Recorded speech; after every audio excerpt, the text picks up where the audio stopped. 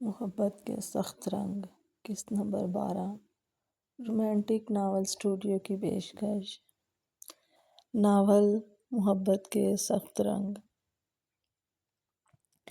تحریر اور آواز شہر بانو۔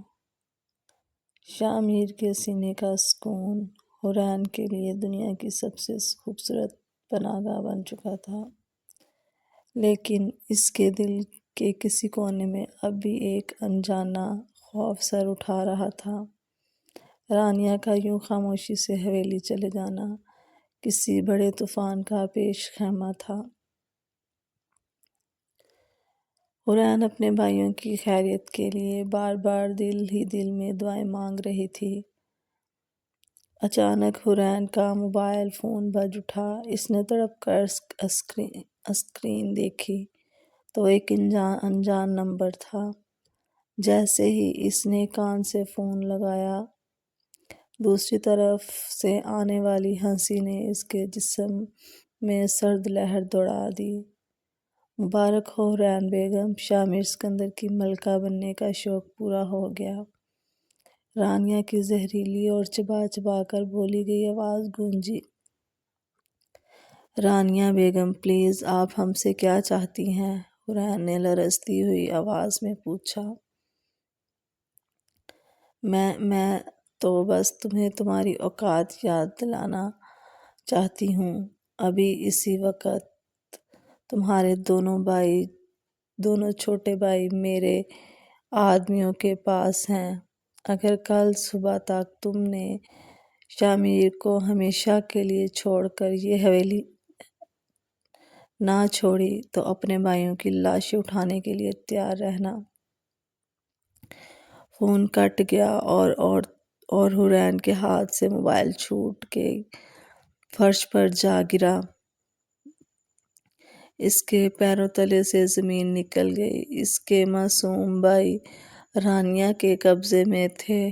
وہ مارے صدمے کے دیوار کا سہارا لیے فرش پر بیٹھ کر سسکنے لگے۔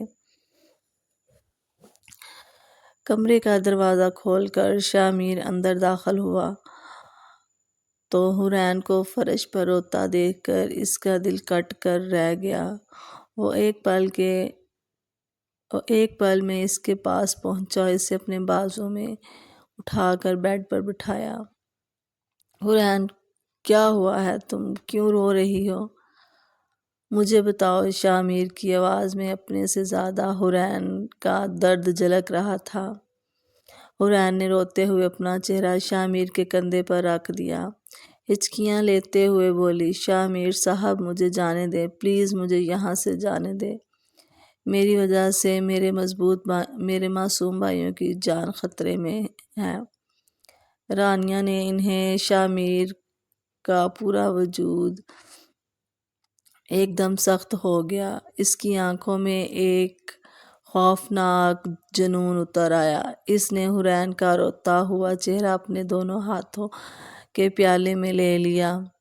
اس کے آنسو کو اپنے انگوٹھے سے صاف کرتے ہوئے اپنے بے حد اصرار اور رعب دار آواز میں بولا، ہمت کیسے ہوئی اس کی؟ حوران میری طرف دیکھو۔ شاہ میر نے اس کی لرزتی ہوئی آنکھوں میں اپنی سلگتی نظریں ڈالیں۔ میں نے کہا تھا نا، تم شاہ میر سکندر کی کائنات ہو اور میری کائنات کو چھونے والے ہاتھ کاٹ دیے جاتے ہیں۔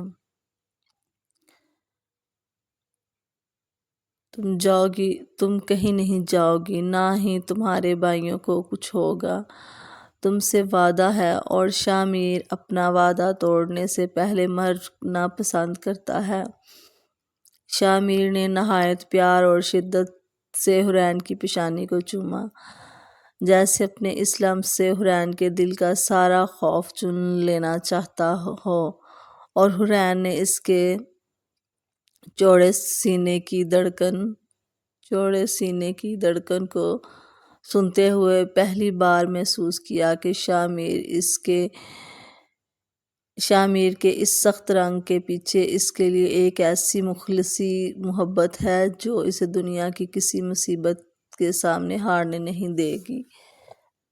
رات کے 12 بج چکے تھے۔ شامیر اپنے خاص گارڈز کے ساتھ حویلی سے نکل چکا تھا۔ رانیہ کے دیے گئے لوکیشن کی طرف وہ کسی بھی قیمت پر حورین کے بھائیوں کو بحفاظت واپس لانا چاہتا تھا۔ دوسری طرف شہر کے ایک پرانے اور ویران گودام میں حورین کے دونوں معصوم بھائی رسیوں سے بندھے تھے، خوف سے کانپ رہے تھے، اور رانیہ ایک کرسی پر بیٹھی ہاتھ میں پسٹل لیے زہریلی مسکراہٹ کے ساتھ کھڑی دیکھ رہی تھی۔ بس کچھ گھنٹے اور پھر شامیر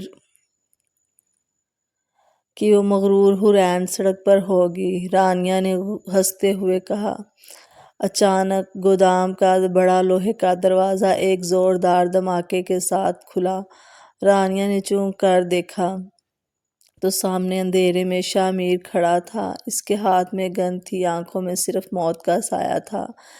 کیا شامیر رانیہ کے آدمیوں کو ختم کر کے حورین کے بھائیوں کو بچا پائے گا؟ کیا رانیہ غصے میں آ کر کوئی ایسا قدم اٹھائے گی جس سے کہانی ہمیشہ کے لیے بدل جائے گی اور حویلی میں تنہا بیٹھی حورین کی رات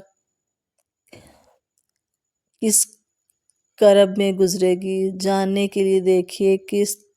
اگر آپ کو ہماری کہانی پسند آ رہی ہے تو ویڈیو کو لائک کریں، رومانٹک ناول اسٹوڈیو کو سبسکرائب کریں اور کمنٹس میں بتائیں کہ کیا شامیر رانیہ کو معاف کرے گا۔ اللہ حافظ۔